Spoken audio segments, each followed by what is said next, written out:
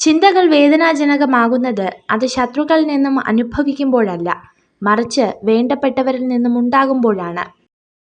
ആരെയും സംസാരിക്കാൻ വേണ്ടി നിർബന്ധിക്കരുത്.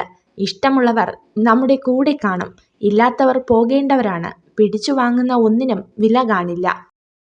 മരണം കൊണ്ടുപോകാത്തതായി ഒന്നേയുള്ളൂ ഈ ഭൂമിയിൽ. അത് നാം മറ്റുള്ളവർക്ക് നൽകിയ സ്നേഹവും ഒരുപിടി നല്ല ഓർമ്മകളുമാണ്. മിണ്ടാൻ ആരുമില്ലാത്തപ്പോൾ തേടി വരുന്നവരല്ല, മറിച്ച് മിണ്ടാൻ ഒരുപാട് പേർ ഉള്ളപ്പോഴും നമുക്ക് വേണ്ടി സമയം കണ്ടെത്തുന്നവരെയാണ് ചേർത്തു പിടിക്കേണ്ടത്. മനസ്സിലാവേണ്ട കാര്യങ്ങൾ മനസ്സിലാവേണ്ട സമയത്ത് മനസ്സിലാവില്ല. പിന്നെ മനസ്സിലായി തുടങ്ങുമ്പോഴേക്കും ഒരുപാട് വൈകിപ്പോകും. അതാണ് ജീവിതം. മനസ്സിലാവാത്തവരുടെ മുന്നിൽ ഒരിക്കലും ദുഃഖം എന്ന പുസ്തകം തുറക്കരുത്. കാരണം പരിഹാസം എന്ന അർത്ഥമേ ആ വരികൾക്കുണ്ടാകൂ.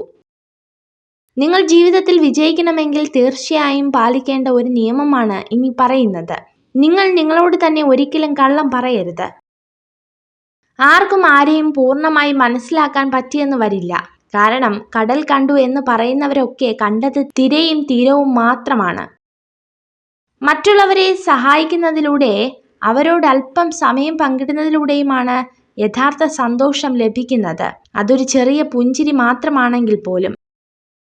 മറ്റുള്ളവർ തങ്ങളുടെ പ്രശ്നങ്ങളെക്കുറിച്ച് കണക്കെടുപ്പ് നടത്തുമ്പോഴും തനിക്ക് ലഭിച്ച സൗഭാഗ്യത്തെക്കുറിച്ച് എണ്ണുവാൻ സാധിക്കുന്നതാണ് ഒരു വ്യക്തിയുടെ സന്തോഷത്തിന്റെ രഹസ്യം. എല്ലായ്പ്പോഴും മനുഷ്യർ വിധിയെ കുറ്റപ്പെടുത്തുന്നു. എന്നാൽ യഥാർത്ഥത്തിൽ തെറ്റുകളുടെയും അഗ്നിവേശത്തിന്റെയും ബലഹീനതയുടെയും പ്രതിധ്വനിയാണ് അവന്റെ ജീവിതം.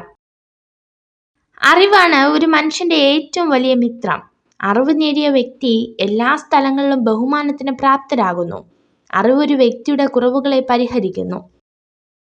ഓർമ്മകൾ സമ്മാനിക്കുന്ന ചില നിമിഷങ്ങൾ വളരെ അമൂല്യമാണ്. കാരണം ആ ഓർമ്മകളാണ് നാം ഒരാളെ എത്രമാത്രം സ്നേഹിച്ചിരുന്നു എന്ന് മനസ്സിലാക്കി തരുന്നത്.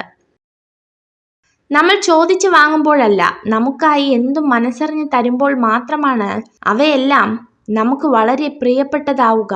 അത് സ്നേഹമായാലും പരിഗണനയായാലും. ബുദ്ധിമാനായ ഒരു വ്യക്തി ഒരിക്കലും തൻ്റെ ഭാവി തീരുമാനവും തൻ്റെ വരുമാനം ആരോടും പറയില്ല. വിജയത്തിലൂടെ അല്ല ശക്തി കൈവരുന്നത്, നമ്മുടെ പ്രശ്നങ്ങളാണ് ശക്തി രൂപീകരിക്കുന്നത്. ഏത് വിഷമഘട്ടത്തിലും നമ്മൾ തളരില്ല എന്ന് തീരുമാനിച്ചാൽ അതാണ് നമ്മുടെ ശക്തി. നിങ്ങൾ ഈ വീഡിയോ കണ്ടതിന് നന്ദി. ഇതുപോലുള്ള കൂടുതൽ വീഡിയോകൾക്കായി ചാനൽ സബ്സ്ക്രൈബ് ചെയ്യൂ.